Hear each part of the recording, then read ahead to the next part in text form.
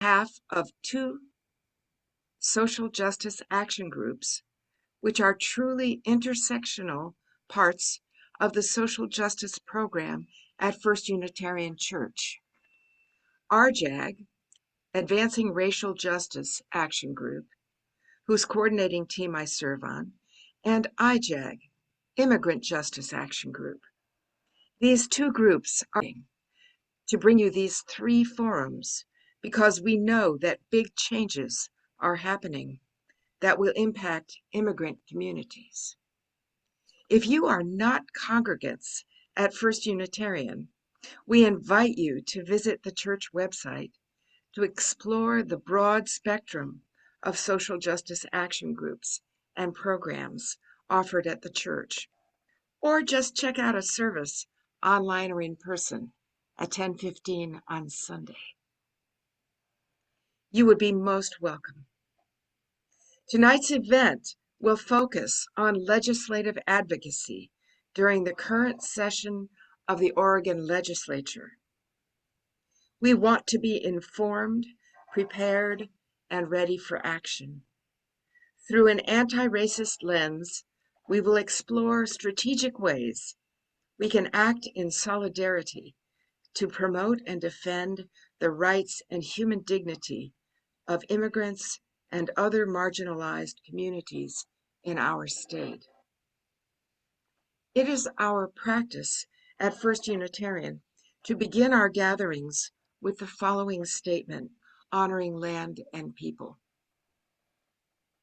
First Unitarian Church is located in the heart of downtown Portland. We honor the indigenous people on whose traditional and ancestral land we sit.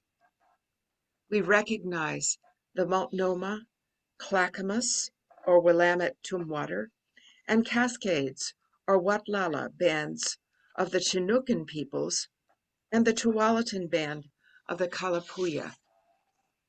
These indigenous peoples signed the Willamette Valley Treaty of 1855 and were later forcibly removed from their homelands to the Grand Ronde Indian Reservation.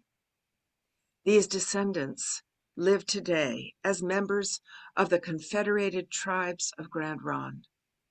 Many other indigenous nations of the Columbia River have connections to this place as well, and their descendants also live on.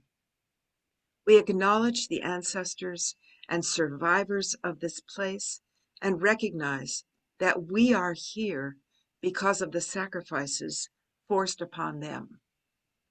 We honor their legacy, their lives, and their descendants who carry on tribal traditions for present and future generations. Please note that this evening's event is being recorded. Our program will consist of a panel of three wonderful speakers from local organizations. Jessica Maravilla, Policy Director at ACLU of Oregon. Ira Cuello-Martinez, Policy and Advocacy Director at PCUN. And State Representative Ricki Ruiz of District 50. Their presentations will be followed by a Q&A period and short closing remarks. Welcome again. Let's dive in. I'd like to introduce two members of IJAG, Jane Lawson and Evie Zake, who will be our moderators for the panel and the Q&A.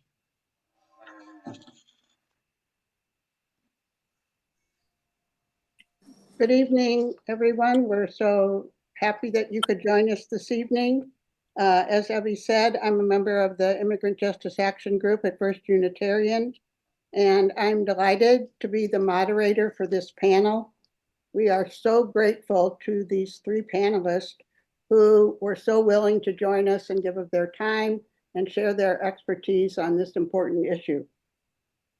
The format will be that each speaker will have 20 minutes, and I'll monitor the timing so that I'll let you know when you have a couple minutes left.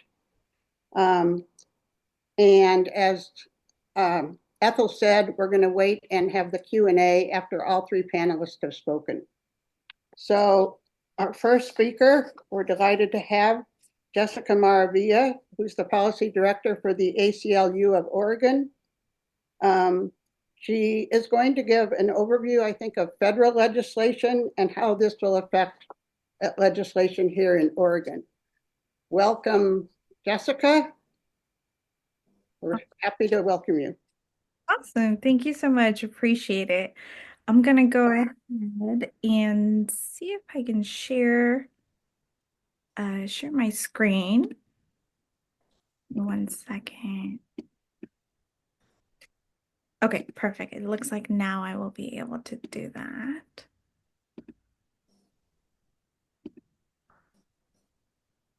Huh. Okay. Can you all see my, oh, went away. Apologies. I'll share one more time. Okay, can you all see the slide deck? Mhm. Okay, awesome. Perfect. Yeah, so we'll get started. Thank you so much. The presentation today will be with myself, the Policy Director of the ACLU of Oregon, and then I'm also presenting with Ira Cuello from PCUN on some of the policies that we're actually working collectively to ensure that we're advocating for our communities and most vulnerable here at the state. So perfect. I'll get started and then we'll leave questions to the end. So again, thank you. First of all, just a little bit about the ACLU of Oregon. We are a membership organization with actually now more than 43,000 members as of last week of donor supporters in Oregon. We are nonprofit, nonpartisan, and we really focus on defending civil rights and civil liberties. We like to think that folks recognize us and they see us as the lobbyists for the Constitution and the attorneys for the Constitution. So that's our role here. And then I wanted to start off just with a little bit of history of how strong the ACLU of Oregon in collective with all of our communities has been in passing legislature. So Oregon's actually holds one of the oldest and strongest sanctuary laws starting in 1987. And since then, we've been able to pass pretty amazing legislature like tuition equity, cover all kids, licenses for all. We were able to defeat Measure 105. We worked on the Oregon Worker Relief Fund. The ACLU of Oregon did not by all means lead all of these. As a collective and in this state, this is what we've been able to accomplish. So I know that I'm going to hit on some heavy things today, but I wanted to just take a moment to be like what we have done as a collective and how much your voice in your activation of activism and resistance to a lot of what we're seeing today, threats to civil rights, civil liberties, and vulnerable communities can do when we act as a collective. So, perfect. I'll go to the next slide and just talk a little bit about, again, just setting up why we're here today and why our agenda is focusing on this specifically. And the first one is that before Trump was actually president, the ACLU of Oregon did an analysis of threats to civil rights and civil liberties on several of the presidents that were up for election. That included Trump, that included Harris. We also did one for Biden. And what we found was that there were 7 things that were at risk and that held potential Trump threats to civil rights and civil liberties in a Trump presidency. The first one was threats of federal government aggression. And we still have that today. We've been in conversations with the governor's office, with the attorney general's office about how do we make sure that Oregon is protected against federal government aggression. We found that immigrant and refugee rights were highly at risk. It was something that through his Project 2025 was very insular and centered around the attacks that we would see. Abortion, voting rights, election integrity, LGBTQ plus rights, racial justice, and mass incarceration were among the top 7 things that we needed to be on the concern about as threats as well. We did the analysis specifically for the state of Oregon, and we found that here in our state, we have 3 specific communities that are most vulnerable. The first one being immigrant and refugee Oregonians in a Trump presidency, and that has proven to be true. The second one, women and LGBTQ plus Oregonians, and that has proven to be true. And the third one is Oregonians who support our vulnerable neighbors and who engage in resistance. So this is like the health care providers. These are the lawyers. These are the protests, the justice advocacy organizations, mutual aid organizations that are doing the work with us to ensure that Oregon remains a welcoming state for everyone. This is not an exhaustive list, but these were the top 3 that were identified for the state of Oregon. And this is how then we went ahead and decided what our political and policy agenda was going to be. What we saw was that Trump wanted to deport 2 million or more immigrants. That was the top of mind. During his first term, he actually deported more than 200,000 people. And we understood that in order for him to carry out his goal, he needed to work. There was like not sufficient federal immigration personnel to carry out the deportation strand. So if it was going to get done, and if it's going to get done today, he would need the collaboration of local law enforcement, like police and sheriffs and government, and potentially the deployment of the military and the National Guard. And that's where the federal government aggression fear comes in. He is attacking some of our basic rights, and he is attacking more people. Again, this list is not exhaustive. And like as an example, Trump has already started sending some immigrants and refugees to Guantanamo, which holds some of the most horrendous historical things that we have seen happen as it relates to violations of civil rights and human rights as well in the U.S. history. So just a little bit of why we're on here. This is just a summary of a lot of the executive orders and lawsuits that we have actually been able to file against them. So we were actually prepared for Trump to sign 140 executive orders on day 1. He only signed 40, which I say only, but it was actually a lot. And we were prepared to submit litigation and file litigation and lawsuits in a lot of these. The first one being birthright citizenship, which we were able to file litigation against within the hour, again, because we were prepared for all of these things to come down the pipeline. But as you can see in this summary, and this is from last week, so there's plenty more. And this is very specific to what the conversation of today is as it relates to policy. But a lot of these fall under the immigration bracket. And so we continue to work with our local elected leaders at all levels of government, and we continue to work with national organizations to make sure that we can continue to try to stop some of these executive orders. But they are pretty detrimental. They fall anywhere between immigration, agencies and employment, government funds and programs, and civil liberties and civil rights. I think as you see all of these horrible executive orders and what's coming down the pipeline, I think there's a couple things that we should remember. And that is one, that under Trump chaos and anticipatory obedience is actually a strategy. A lot of these executive orders, a lot of the narrative is so that people can actually auto-deport, so that people go into fear mode. And when you have everybody in chaos, it's difficult to organize and come out as a collective to be able to provide resistance and be resistance for everything that's happening. Executive orders are many times glorified press releases. What we have found is that most of them and a lot of them do not have legal standings. And they will be held at the courts, and they need a congressional process to actually get through the end goal of that executive order. And so, again, sometimes it's actually the hate speech and the narrative that he's trying to uplift to a lot of these executive orders. It also means that fights in Congress will be important because a lot of these executive orders require a congressional process to actually come into effect as a law. And also a good reminder is that Oregon, again, has strong sanctuary laws to protect the rights of our immigrant and refugee neighbors. We have done our homework as a community to make sure that we're welcoming folks, and this is a testament and a test to the resistance that we're able to provide. We also have strong shield laws for healthcare providers as it relates to LGBTQ plus and trans communities.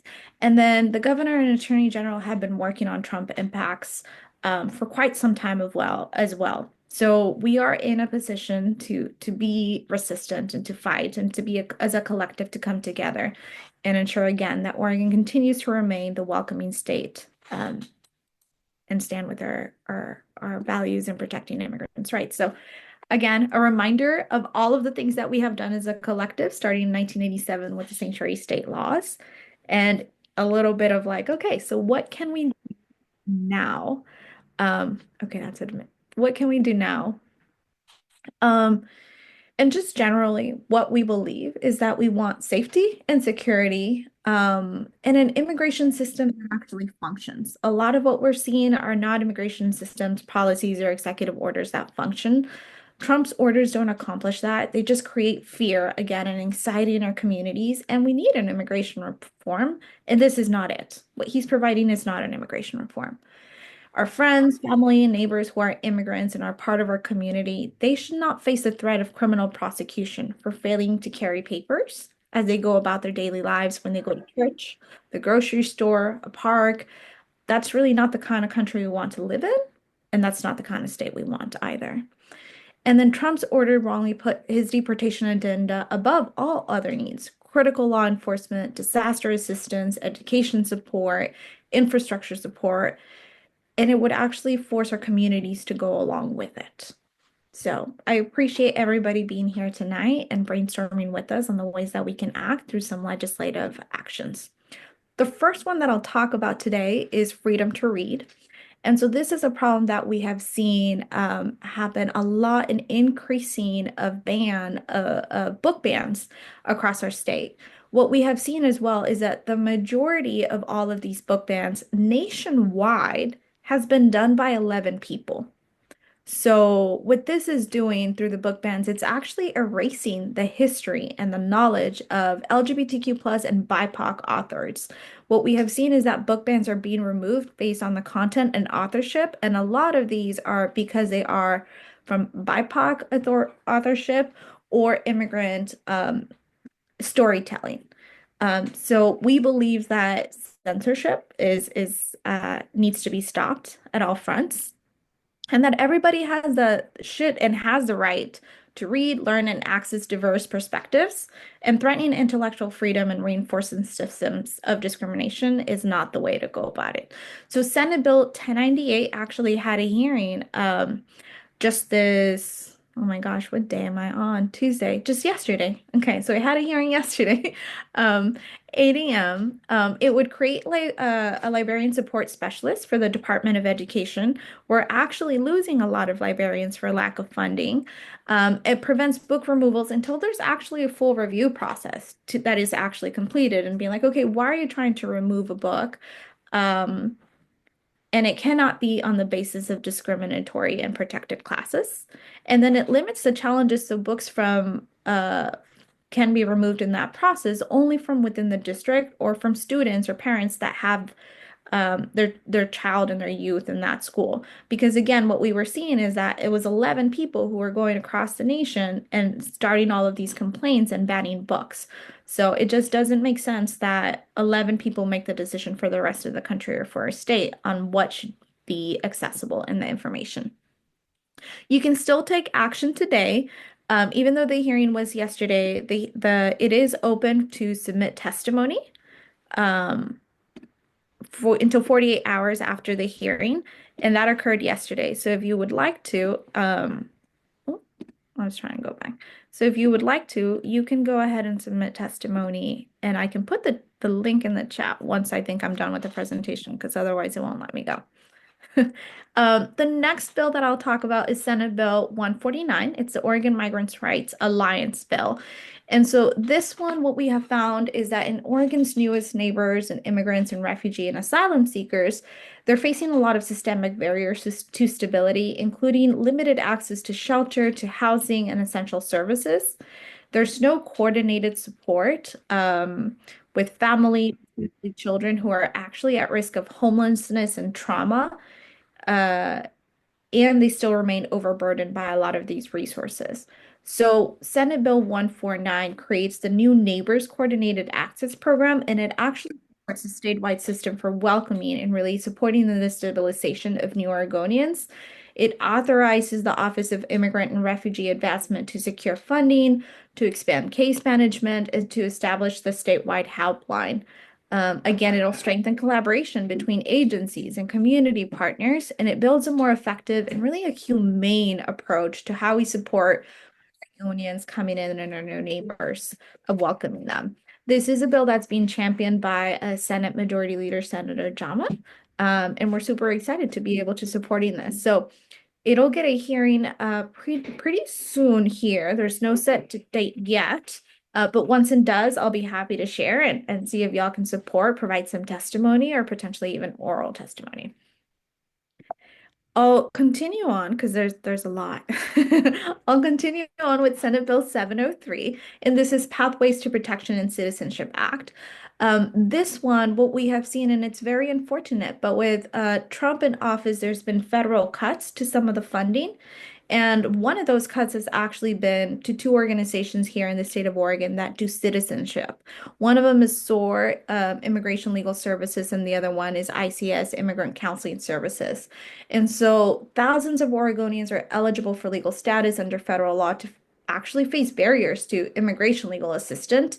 And we know that there's actually thousands of folks that would be eligible for citizenship, but there's no resources for actually them to be able to come to some proactive, a consultation, and a pathway to citizenship. And some of the programs that did have some of that are getting their funding cut at a federal level, with Trump's new administration. So Senate Bill 703 would expand the ODHS's immigration legal services. It's something that they're already supporting. So it would expand that funding to culturally specific and nonprofit providers to assist with eligible Oregonians through some proactive and citizenship acts. So this could look like a citizenship clinic for folks that have been residents here for 30 plus years. And they're like, okay, cool. I didn't know that this is a resource. Now I can go to this class, take the citizenship class, have the attorney support me through the immigration process and become a citizen. And actually, I took this whole class. So now I know what my rights, but also my responsibilities as a citizen are. It's being championed by Senator Reynolds, and this is also a bill that's coming back from last session that was actually championed by Representative Ruiz. So it's a continuation of that great work that he started as well from last session, and we're super excited to also be supporting it this session.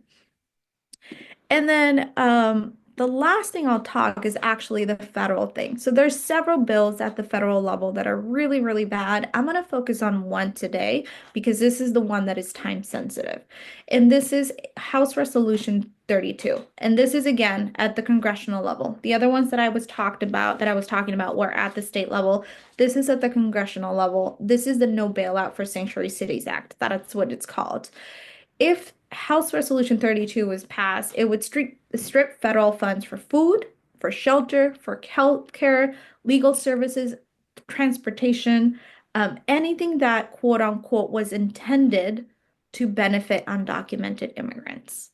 The language as it is written, though, is so broad that it would actually threaten everything and under the sun. So this is a direct attack to sanctuary cities and states. And as a state, this would impact us as a whole. It would threaten our schools, our food banks, disaster relief, public health programs.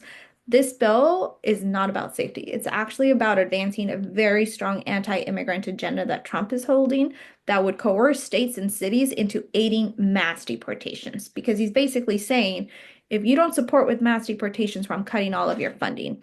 If you support and continue to be a sanctuary state, I'm cutting your funding. So I need you to start mass deporting people or you're not getting the monies. So how can you help? There's several ways. If you are part of an organization, we ask that you sign on to our letter urging Congress at the Oregon to vote no on House Resolution 32. And so I'll put in the chat the sign-on letter and the Google form of how you can add your organization. We're also asking you to ask your elected officials to sign on. This is coming as a sign-on letter from organizations, but also from electeds across the state to say, hey, congressional leaders, can you make sure that you vote no on this? And in addition, can you make sure you have those conversations with your congressional leader peers to make sure that this doesn't get through? It would harm the state of Oregon and the nation as a collective. So the ask is, again, that you ask your elected officials, whether it be city councilors, whether it be school boards, whether it be your state representative, to please add their name to this letter opposing House Resolution 32 and stand with Oregon communities. We were expecting this hearing to happen actually yesterday. It got postponed to March 24th, which is why we have some time to get more signatures. We were able to get around 70 signatures within 48 hours. The letter has not been updated to reflect those 71 signatures. And we're hoping to get some more. And then as an individual, there is a link that we have created with the ACLU of Oregon where you contact your legislator directly, and you also let them know, as a constituent, as a citizen of Oregon, I urge you to vote no on this bill. So there's two ways that you can get engaged. One is sign on as an organization to the letter that we're going to send to congressional leaders. And two, contact your congressional leader directly through our Every Action Alert and ask all of your elected officials to vote and sign on to the letter as well, to vote no on House Resolution 32. Again, we're expecting this now to be heard on March 21st. And so we want to send a clear message that Oregon stands for protection and not for prosecution. That's not the way that Oregon goes. So I think that's at my time. And so with that, I'd like to pass it over to Ira, who's actually going to expand on the Immigrants Justice Package, which is something that the ACLU of Oregon supports from the Fair Shot Coalition. And Ira, I'll pass it over to you.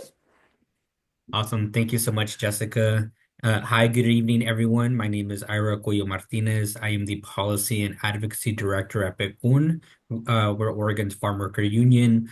For folks who don't know what PCUN stands for, it stands for Piñeros y Campesinos Unidos del Noroeste, which translates to Treeplanters and Farmworkers United in the Northwest. We're based out of Woodburn, Oregon, which is about 20 minutes north of Salem, about 30 minutes south of Portland. And we're at the heart of one of the most dense agricultural areas of the state. Today, I wanted to flag two very important packages that we're working on through the Fair Shot Agenda and through various organizations that support farm workers and immigrant Oregonians. So I'm going to kick off by talking about the Immigrant Justice Package. And when we talk about Oregon values, we often talk about taking care of each other. And that's not just a saying, it's how we build strong communities. Whether someone was born here or came to Oregon seeking safety and freedom, we all want the same things, to work hard, support our families, and contribute to our neighborhoods. Right now in Oregon, too many of our immigrant neighbors face barriers to meeting these basic hopes. They're excluded from food assistance, even as costs rise. They're forced to work in dangerous conditions because they can't afford to miss a day's wages. They face complex legal proceedings without representation. And for Indigenous language speakers, it's about real access to justice, healthcare, and school. These aren't just individual struggles, they impact all of us. When families in our communities can't meet their basic needs, it weakens the fabric that holds us together. But we do have solutions, and by ensuring everyone has access to food, housing, workplace safety, and legal representation, we can make our whole state stronger. This is about our strength together and recognizing that immigrant Oregonians are vital to our communities and to our future. We can go to the next slide, please. One back.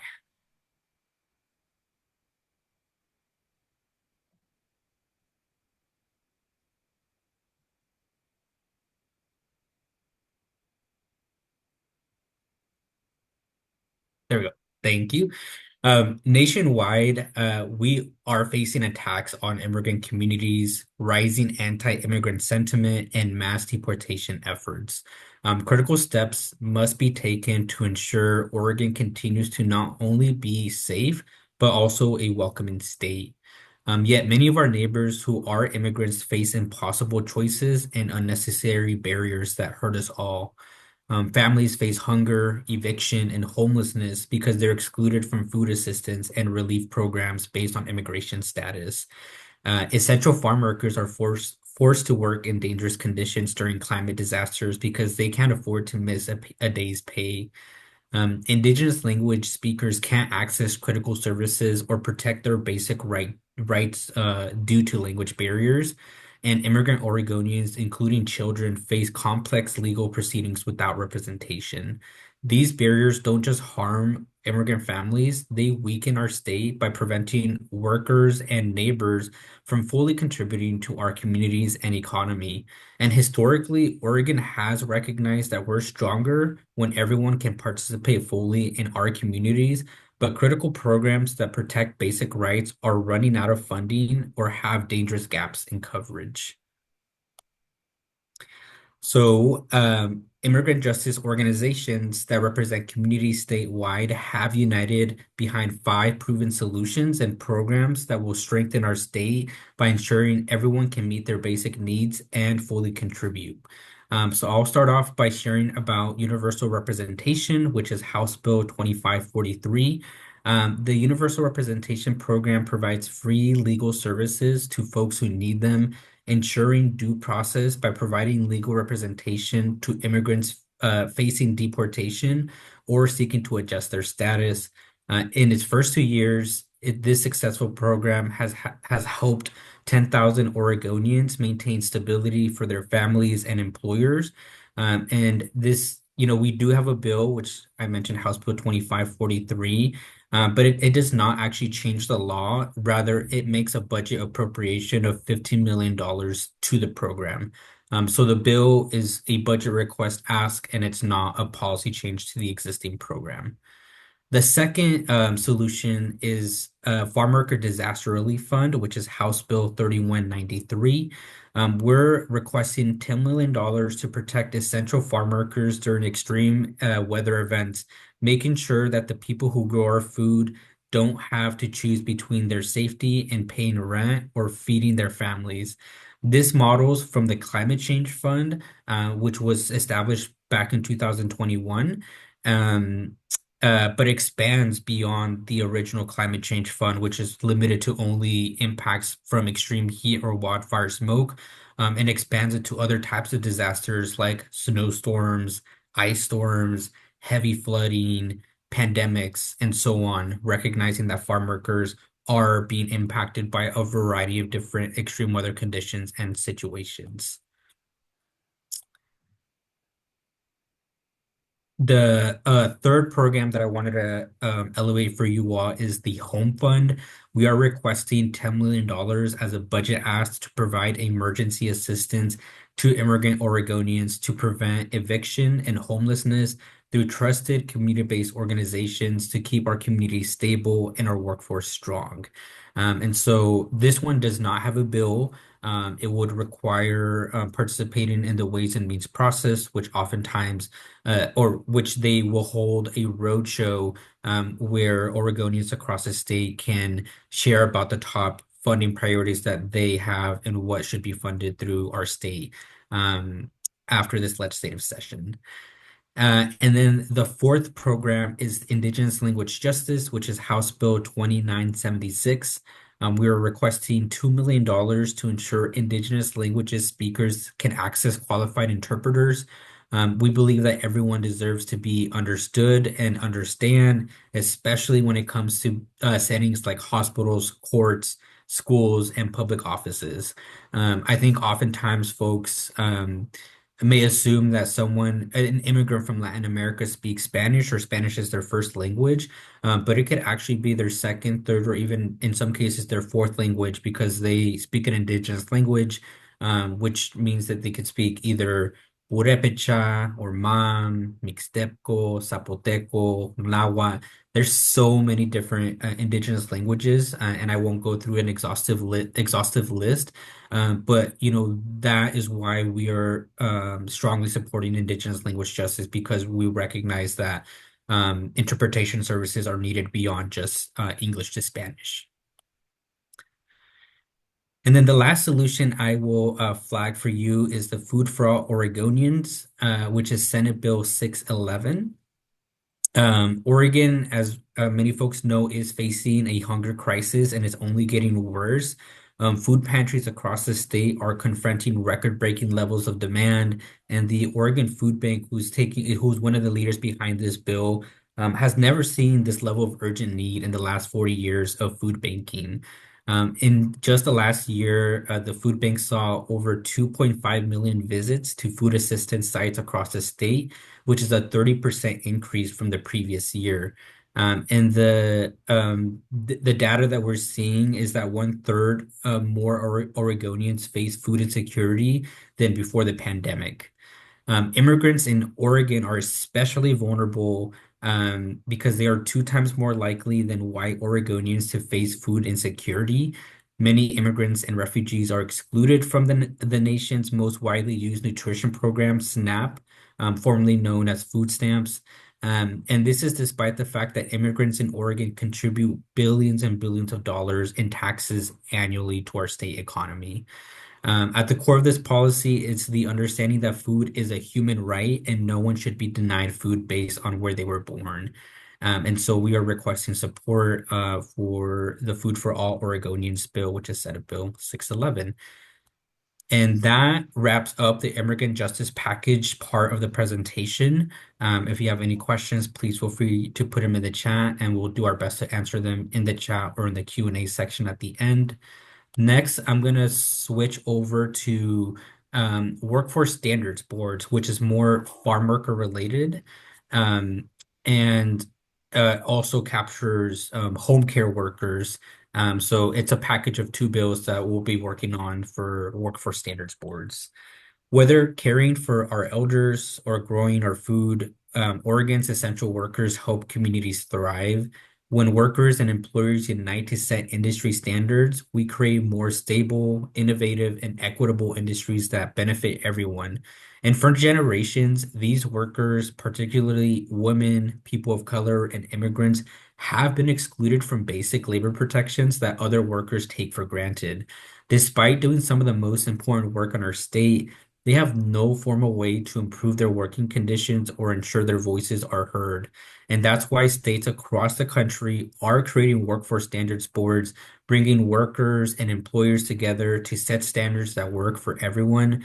And by empowering farm workers and care workers through these boards, Oregon can lead in protecting those who help sustain our families and way of life. Okay, perfect. Okay. There we go. Thank you. Right now in Oregon, like I mentioned, 2 essential workforces face critical challenges that hurt us all. We have approximately 72,000 farm workers in Oregon who put food on our tables and contribute over $6.4 billion to our state economy. Yet they lack basic protections and earn an average wage of just $34,500 annually. And most farm workers are immigrants from Mexico, Guatemala, and Central America, and many of them speak an indigenous language. So, as you can see, there's some themes of complementary bills with indigenous language justice, and how this would also benefit many farm workers across the state. Meanwhile, care workers who are 80% women and predominantly people of color face severe economic hardship in Oregon due to meager wages. Half of the care workers must rely on public assistance, and 41% live near poverty despite many positions being funded by public dollars. While Oregon urgently needs 65,000 more care providers by 2030, current conditions make it one of the hardest positions to fill and retain workers. These challenges, again, stem from decades of systemic exclusion. When Congress passed basic labor protections in 1938, farm workers and domestic workers were deliberately left out. And today, low wages and inadequate protections persist and perpetuate cycles of poverty in the state. When we fail to value essential work, we all pay the price. And without changes, our economy and our families will continue to suffer from vital workforce shortages. So the solution is that we create workforce standards boards for both of these industries. Cities and states across the country have proven that workforce standards boards work. These boards bring together workers with industry and public representatives to set meaningful standards with real enforcement power to ensure accountability. From New York's farm laborers to Minnesota's nursing home staff and to Seattle's domestic workers, these boards give workers the voice and protections they deserve and give our communities the essential food and care that we need. For farm workers, a standards board will create their first ever voice in setting industry standards, correcting these historic exclusions. And for care workers, a board will help build a stable caregiving workforce ready to meet our state's needs as our population ages. And by following proven models from other states, Oregon can ensure critical industries have a stable workforce and workers in these essential roles, the majority again are women and people of color, have access to fair wages, safe conditions, and protection from retaliation. The strength of our state depends on the dignity and sustainability of workers. Together, we can create an Oregon where generations of exclusions end through worker leadership. BIPOC and women workers help shape their industry's futures. And when I say BIPOC, that refers to Black, Indigenous, and people of color workers. And communities benefit from stable, thriving, essential industries. All across the country, states are discovering that when workers have a voice in setting standards, the entire industry thrives. And Oregon must not fall behind. We have the opportunity to transform two essential industries by giving workers and employers the tools that they need to build better, fairer workplaces together. And at the bottom of this slide, you can see both of the bills that we're working on as part of the Workforce Standards Boards. For the Farm Worker Standards Boards, it's House Bill 2548. And for the Direct Care Standards Board, it's House Bill 3838, as well as Senate Bill 1138. And we are expecting a public hearing for the Farm Worker Standards Board next week on Wednesday, March 12th, in the House Committee on Labor and Workplace Standards. And we're finalizing a testimony toolkit that we're happy to share with the group today, so you all can support us in submitting testimony and ensuring that farm workers has a standards board where they have a voice in setting industry standards. And we're also happy to follow up once we have a testimony toolkit for the Direct Care Standards Board. We're expecting a public hearing on the House Committee on Labor and Workplace Standards on March 17th. So it's a week from the following Monday. And we'll also be sharing similar talking points so you all can support in submitting testimony in support of these two essential bills. And that's what I have for you all today. Thank you so much for the time and opportunity to share these important and critical bills with you all. And looking forward to any questions you may have at the end of the presentations part. Yeah, Ira, this is Jane. I just wonder if you could speak a little bit more to, you're going to send us the information for the testimony on these two bills for the standards. Would we be submitting oral testimony, written testimony? Who would that be submitted to? Our legislators? Can you elaborate on that a little bit? Happy to. So the testimonies would be submitted to the House Committee on Labor and Workplace Standards. And there's several legislators on that committee, but it would be addressed to the committee as a whole. And we will be sending additional materials very likely tomorrow. So you have all those with relation to the farm worker bills. I forgot to mention earlier in my presentation, the Farm Worker Disaster Relief Bill is also scheduled for a public hearing next week on Monday, so less than a week from today. And we'll also similarly be sharing the testimony toolkit so folks can help submit those testimonies.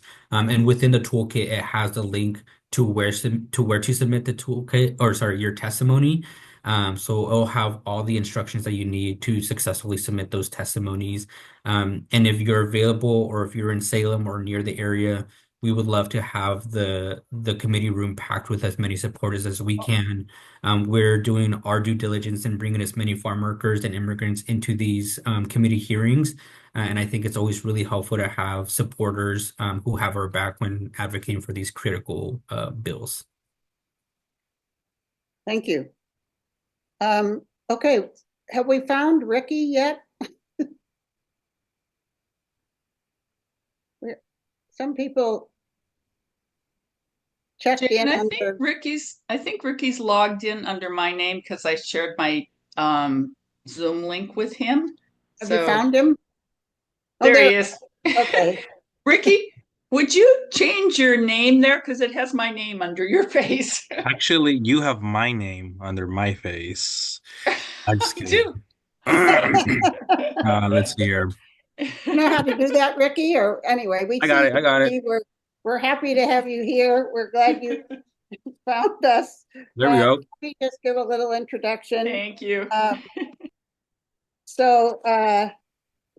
Ricki, we're really thrilled that you joined us. Ricki represents House District 50, and that district encompasses Gresham and East Portland.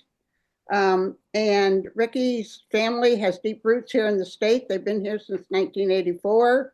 His parents were agricultural workers for 25 years, and he was raised in Gresham. And I think he has the distinction of being the youngest person ever voted to be on a school board in the Reynolds School District. He started his advocacy and action when he was, I think, in high school and college. Anyway, so welcome, Ricki, and we're thrilled to have you here, and the stage is yours. Thank you so much, Jane, and what a beautiful introduction. How did you find that information? That's my question. I think you're probably an FBI agent, perhaps. Good evening, everybody. I am Representative Ricki Ruiz. I get the great honor of representing District 50, which covers Gresham and East Portland. I'm just thrilled to be here with all of you, but also kind of disappointed under these circumstances that we're here as well. I tell this to my staff every day. I wake up and I'm hopeful that things were different back in the November election, because I have right now currently as Jessica and Ira, two great community leaders, were speaking. Also, Trump is giving a joint address to the Congress and talking about celebrating how he has done executive orders for making English the official language in the United States, birthright citizenship, removing basically resources for vital things that really affect not only just our immigrant community, but just an overall every Oregonian. So it is astonishing for me that he is over here speaking all this nonsense, but I listened to Jessica and Ira, and I think what Jessica and Ira have shared with you, what they have mostly shared with you, it's more valuable than what Trump is saying right now, by far. I'm not gonna take 20 minutes. I'm just gonna kind of freestyle here. A little bit about myself. I started my school board position back in 2017. I was 22 years old at the time when I got elected to serve in the school board, and got elected to the Oregon legislature in 2020. And currently I am the youngest state representative in the House of Representatives, but not the youngest legislator. Senator Winsby Campos actually beats me by about a year and a half. Honestly, for me, right now, a lot of my line of work is revolving around education. I hold the gavel for the Education Committee on funding.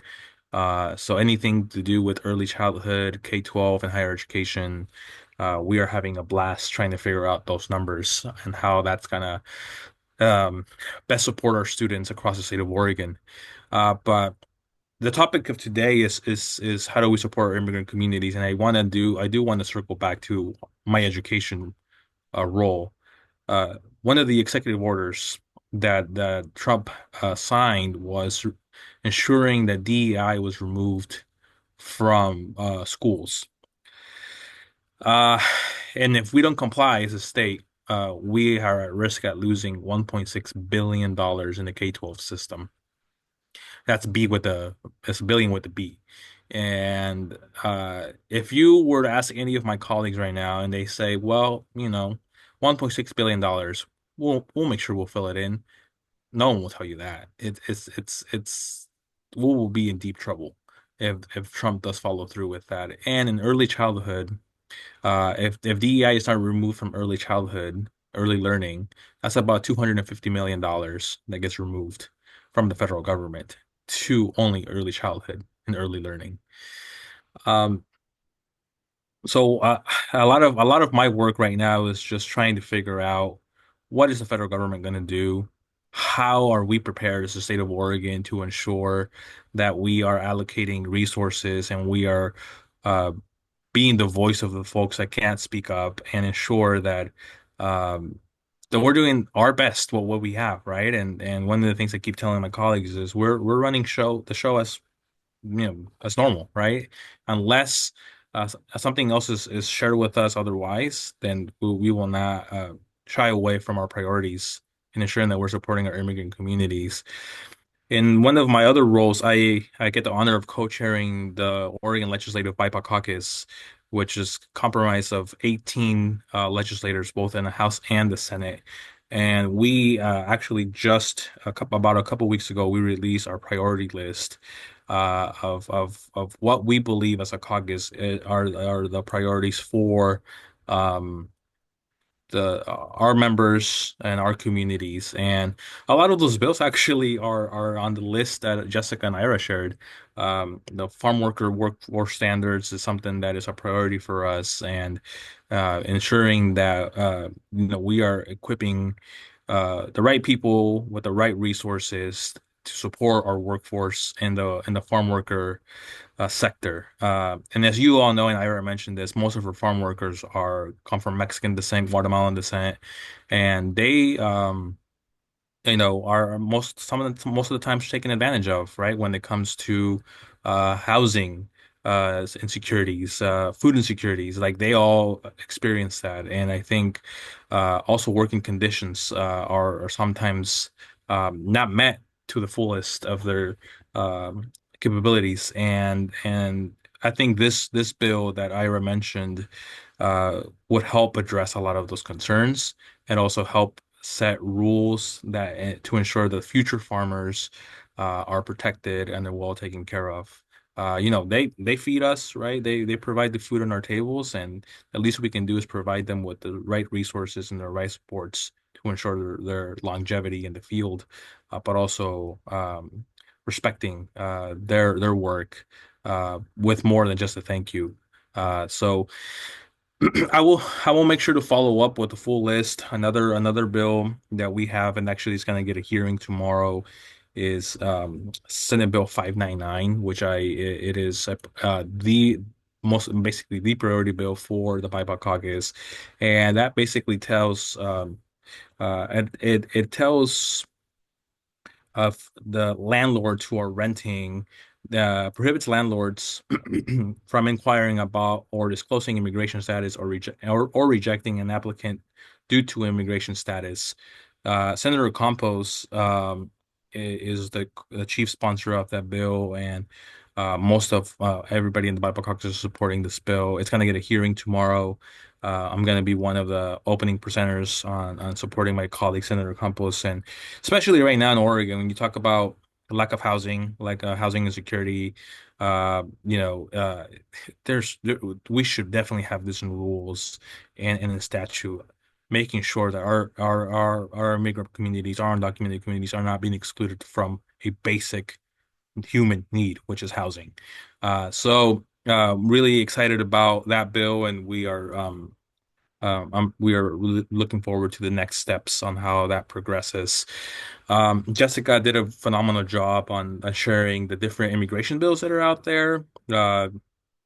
Pathways to citizenship. It is something that I see as a preventive measure, because there are several Oregonians, hundreds of Oregonians who are eligible to take that next step. And a lot of the concerns or a lot of the reasons why individuals don't take the next step is mostly one, lack of education, lack of knowledge that they're able to pursue the next step.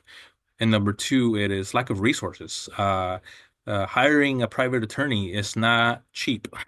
It is very expensive, as a matter of fact.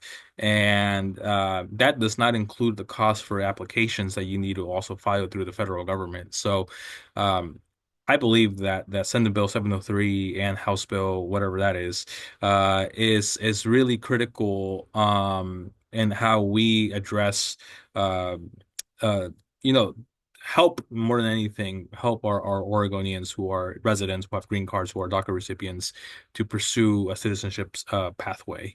Actually, this is not out yet, but in a couple of weeks, we're actually introducing a resolution to Congress that is actually bipartisan. So this means is Republicans and Democrats are introducing a resolution that urges the federal that urges Congress to produce a clear pathway to citizenship for the thousands among thousands of hardworking immigrants and undocumented immigrants who have been in the United States for several of years, who have contributed to their communities, who have contributed to the state, who have contributed to the federal government, who have been great stewards of their communities, and who don't have a criminal felony. So we are super excited that Republicans and Democrats are agreeing that this is something that we need to urge the federal government to really, really, really prioritize. So once that resolution comes out, we'll make sure to share that with all of you. What you see in the news sometimes about Republicans versus Democrats, we always argue and we don't like each other and blah, blah, blah. 90% of the time we agree. And the 10%, sometimes we agree, sometimes we don't. But we do it with respect. And at least that's the way I run my office, is we try to be as clear as possible, work as much as possible across the party lines, and have them see the bigger picture, that what Trump is doing with the executive orders of dividing our communities and targeting undocumented communities, targeting our immigrant communities, it's not healthy. It's not healthy for anybody. It is, as a matter of fact, it will hurt our communities in every aspect. You talk about workforce, you talk about the economy, you talk about mental health, you talk about essential work. Like this is bigger than just him trying to be racist. This has very, very, very deep implications that actually in the Capitol, several of my Republican colleagues are seeing. So we will make sure to share that with you and ensure that that comes out and you guys could take a look at that. And it'd be neat, obviously, to have some of you come and testify and support. And my job right now is to kind of figure out what the federal government's going to do, how we fund education, how we support our immigrant communities and our immigrant students. Another one of Trump's orders was, allowing ICE to go to school grounds, churches, and hospitals, right? And so we are actually currently working with the Oregon Department of Education to give them guidance on what they should be preparing school districts with what's available and what's not. And under current law, ICE technically can go into the lobby of a school, and if they have a warrant, and if there's someone there that needs to be taken away, like that's something that can happen, right? But ICE can't just come into a classroom and just pick people and say, you look like an immigrant, you look like undocumented, let's go. We can that is not allowed. And our sanctuary law says that, and that's been in place since the 80s, before I was born. But I just want to thank you all for the opportunity. I want to thank you all for your commitment to learning, to also helping a neighbor, and ensuring that we are as educated as possible in topics like immigration. And you have, like I mentioned, two stellar individuals who are doing great work with ACLU and PCUN, and I'm sure they are eager to answer your questions. Any tough questions you have, Jessica and Ira will answer those questions. I will take the easy questions. But thank you, honestly, from the bottom of my heart for welcoming here, and I'll stick around for a couple of questions.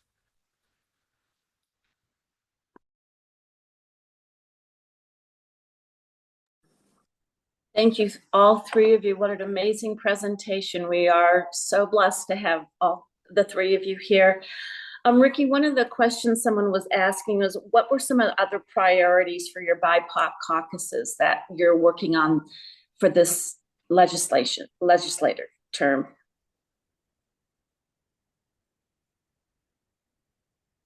Let me pull them up if you really quickly, and I will share that with you. Thank you. I have like 10,000 tabs open, but here it is. We are supporting Senate Bill 477. That's one of our priorities, which is the Justice Reinvestment Equity Program that focuses on providing very important resources to prevent reentry of the criminal justice system, especially among young individuals, people of color, and we actually have seen that this program has been able to reduce recidivism. Like that word is hard to pronounce, so hopefully it came out right. And it's something that we know is going to impact a lot of folks. Senate Bill 611, which would expand the SNAP eligibility to Oregonians under 25 and over 55 who would qualify if not for their immigration status. So think about it as a SNAP program run by the state of Oregon. Again, one of those things that's in threat right now is that SNAP program through the federal government. So we are working on prioritizing that. House Bill 3006 seeks to address the gap between student and teacher diversity through scholarship funding and culturally responsive recruitment. This basically helps address the lack of diverse teachers and educators who are in the classrooms. And if you kind of follow when school districts are in the process of going on a strike, and this is my experience as a former school board member, when you are going through cuts, the first people that go are the newer teachers, and it happens that the newer teachers are young people of color. So this will hopefully also give us some guidance on how we address that as well. And we have the economic initiatives, which include House Bill 2548, that includes the Farm Worker Standards Board, House Bill 3179, the Fair Energy Act, which requires the Public Utility Commission to consider economic impacts on households when setting rates. Many of you, similar to me, PGE rates are going up the roof. So now I put on a candle when I read instead to save some money. But those are real issues and are priorities for us. And two more things that I will highlight: House Bill 2543, which is Immigration and Legal Services, and House Bill 2976, which is Indigenous Language Proficiency Exams. But I noticed that the list is on the chat, so whenever you want to take a look at it and you have any questions, feel free to reach out anytime. Jessica, you were mentioning that the first bill that you were talking about was the Freedom to Read, and is a state bill. Is there any work happening on a federal level that it sounds like these 11 people are going to many states and changing that? Is there anything on the federal level that's happening with that? No, not at the federal, especially because book bans and the process for removing those from schools, actually, a lot of those happen at local jurisdictions. And so Senate Bill 1098, what it does, it actually doesn't mess around with who has the authority to pull a book. It just says there should be a process so that the complaint process of why we should pull a book from the shelves is by somebody within the school district or who has students and is directly impacted by pulling them off. There's nothing at the federal level. It's all happening nationwide of the removal of these books individually.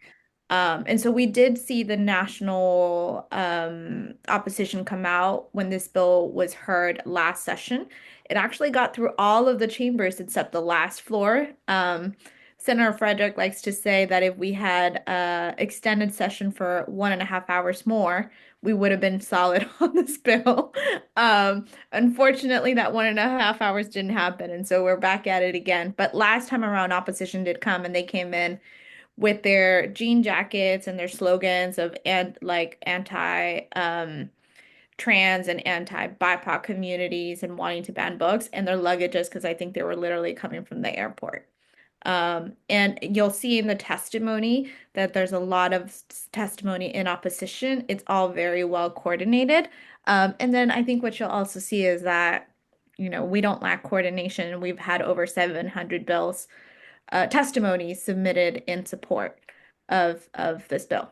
So we're excited. The ACLU is excited. And now, sorry to say, there's nothing at the federal level, but there's something that you can still do before 8 a.m. tomorrow by submitting testimony in support of this bill. Great, thank you. Someone was asking about the Senate Bill 599, which was the Fair Housing for All. Do you know what's happening with that bill? Did that pass? Or any of these bills that are coming up this year? Or is that on top of this bill? If one of you could talk about that. Yeah, Senate Bill 599 it has a public hearing tomorrow.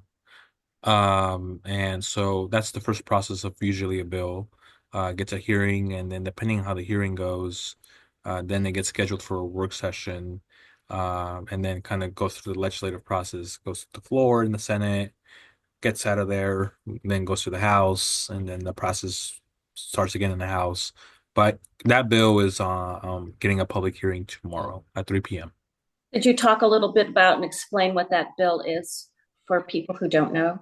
Yeah, let me pull it up really quick. Senate Bill 599.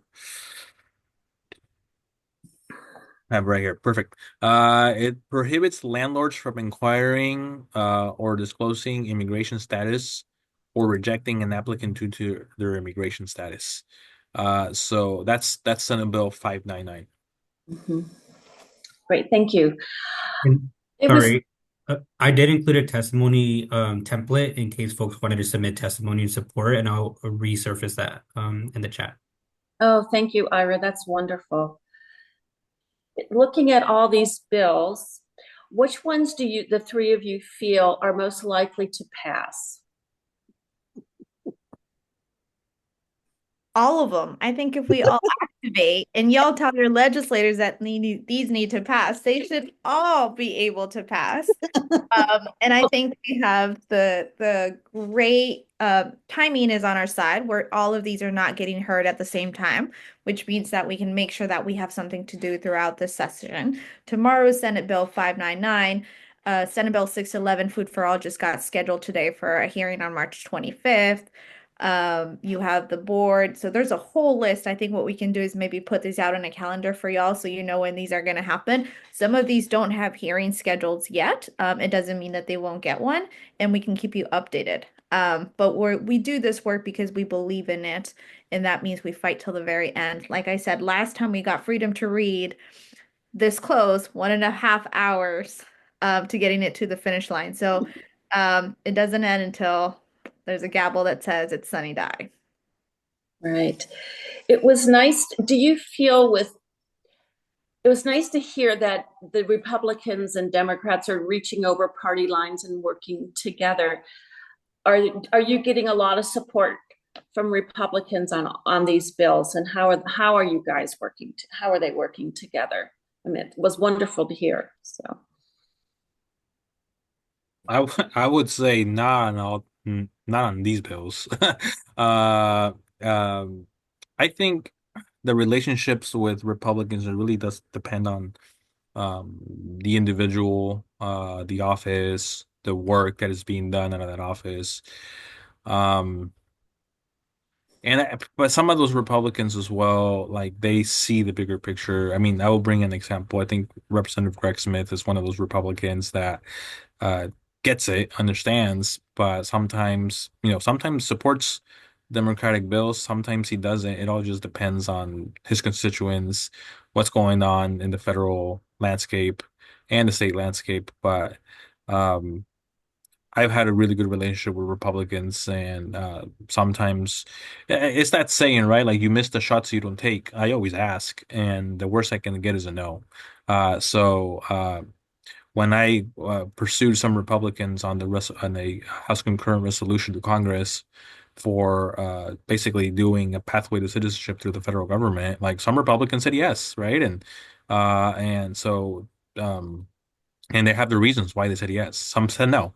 And some said absolutely not, right? And so it's the beauty of asking, right? And so for me, I always ask, and I think that's kind of why some of my bills become bipartisan. But sometimes I don't want Republicans in my bills, and that's just fine. Great. Well, one person was asking, when's the best time for us to reach out to our representatives and senators for supporting any of these bills? Yeah, I'm happy to go. I say now. The best time is now. We're in legislative session, and I think if you can even send an email to your legislator and saying, these are all the important bills that for me are important as your constituents, and I want you to support them all. That's great. You can do that at any time. Their information is on OLIS. It's publicly open so that you can reach out to their offices, have a conversation, let them know why it's important. And then as these bills get a hearing, providing oral testimony and written testimony is a great way to also go out there and say, hey, you're the committees. This is what we want you to pass. This is why we're supporting this bill. This is why it's necessary. So I think all of the time is great. And then there are very specific times where it's the most impactful. And that's usually when a bill has a public hearing, or when it's trying to get through the finish line. And if they're having any doubts, you coming on and saying, hey, as your constituent, this is important to me. If you're having any doubts, you shouldn't, and this is why, and push it forward. That's always helpful. In reaching out to our representatives and senators, is it good to make phone calls or better to text them or to send written? What would you say gets the best attention from our representatives? That's a great question. Rep. Reese, what works for you? That's a good question. Well, for me, an email works best, and the reason why I say is because I have a designated team member who was just cruising through those emails and ensuring that if there is something that is an appointment, we get it going as soon as we can. If there is something going on or a communication, I get told. I think every office is different, right? Every office has a different structure. I check in with my team first thing in the morning and the last thing at night, in the evening, and basically they give me the rundown of what happened, what to respond to, what to take on, and currently, like, I'm in committees and I'm doing negotiations on different bills. So on things that are really important that are in the line that I'm doing, I take those meetings. My chief of staff, Omar, takes a lot of those meetings as well, and my assistant Blanca takes some of those meetings as well. So it just really depends. But email tends to work a lot more because we're not always in the office. So if you call, we will try to catch it the next day. But email, like, I take my laptop home and sometimes I open it and I see things coming through and I flag it for my team. So that's what works best for me. Are there any upcoming legislative advocacy days coming up that we should be aware of? And specific dates, if you know them, for any of these bills? So PCUN is planning to have an advocacy day on March 31st, which is also Cesar Chavez's birthday, which is another movement leader in advocating for farm worker rights in the 70s and 80s. So March 31st, it's a Monday, and I can include the registration link when I send out materials to the group. And I believe for the immigrant justice package, there is a tentative date of April 21st, but that has not been confirmed yet. Can I follow up on that? So Ira, when you were talking, you said you were trying to get farm workers to come in and testify on one bill, but you said it would really be helpful if a lot of people crowded into the courtroom. So is that generally true? I mean, for a lot of these days when these hearings are happening? Yeah, I think yes. When there are public hearings on important bills that support, immigrants or farm workers or our communities, I think it's always important to have as many supportive people in that space. Even if, I will say that sometimes there are limited time, for folks to testify. And so like, you might sign up to testify. And because of time constraints, they may or may not get to you. And we also share that communication to our members who are preparing to testify as well. But I think just having a strong presence there and making sure folks know that we're paying attention, we're listening, and we're seeing what actions the legislators taking is just as powerful to have that visible presence there. Okay, thank you. A question for someone who said, what impact, if any, did the 50501 rally on your fellow legislators have today? That must be for you, Ricki. What was the question? It was. There was a rally today for Bill 50501 rally, and someone wanted to know what was the impact on your fellow legislators. I have no idea. No idea. I didn't even know there was a rally today. And that's not because I'm not paying attention to rallies. I have not seen outside all day today, so I didn't even know if it's raining or if it's the sun's still out. Right now, we're trying to do a lot of, at least for me, a lot of the school funding, especially for summer programming this summer. So my last 48 hours have been figuring that equation out. So my apologies if there was a rally and I missed. Yes, it wasn't for a bill. It was, I guess, a national rally. I'm in about that too. So, well, I think that's all the questions that I see here. Thank you, all three of you, so very much for sharing your evening with us. All of you being so busy, and thank you for going forward and sharing all this information that we can bring back to everyone that has attended this session, and also all our members of our church and our larger social justice community, so that we can be there to assist and help you. Yeah, and we want to thank everybody that's out there on the screen. Yes. Zoom. Yes. Thank you all. Yes, Yeah, thank you all very much. We really, really appreciate it. Yes, and I know Catherine's going to come on at the end. We'll have a short closing.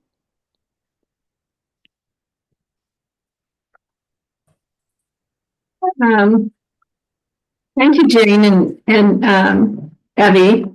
And thank everyone else, as they said, for sharing their evenings with us, for giving us this time to explore these really important issues.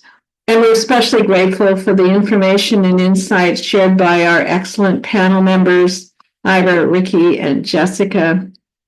Tonight's program is the second in our three-part series. The topics to be covered in the May 6th session will flow from the first two and reflect evolving state and national circumstances. You will receive an email announcing this final program. We hope tonight's program has inspired you to get involved. You will also receive notification of related advocacy opportunities we're planning to help people engage with lawmakers in Salem, such as postcard and phoning sessions. Here's how you can contact Advancing Racial Justice Action Group and Immigrant Justice Action Group. You can use the ARJAG email address to sign up for emails about our activities, other church activities, and community events related to racial justice. IJAG also disseminates valuable information and timely event and action notices. Both ARJAG and IJAG are part of the social justice ministry at First Unitarian Portland. And here's a list of the upcoming advocacy days sponsored by the Oregon Food Bank, Sacred Organizing Coalition, and Ecumenical Ministries of Oregon. This information will also appear in the post-event email. And tonight I also mentioned the March 31st Advocacy Day to be sponsored by PCUN, and also a date yet to be determined, the Immigrant Justice Package Advocacy Day. And he has said he would provide that information, and we will forward it to you. These are threatening times for many people who, like so many others before them, came to America full of hope, ambition, and dreams of a better life for themselves and their children. They are, by definition, courageous people, but they need and deserve our support. Once again, we will close with these words from the Reverend Martin Luther King Jr. We are called to speak for the weak, for the voiceless, for the victims of our nation, and for those it calls enemy. For no document from human hands can make these humans any less our brothers and sisters. Good night and best wishes.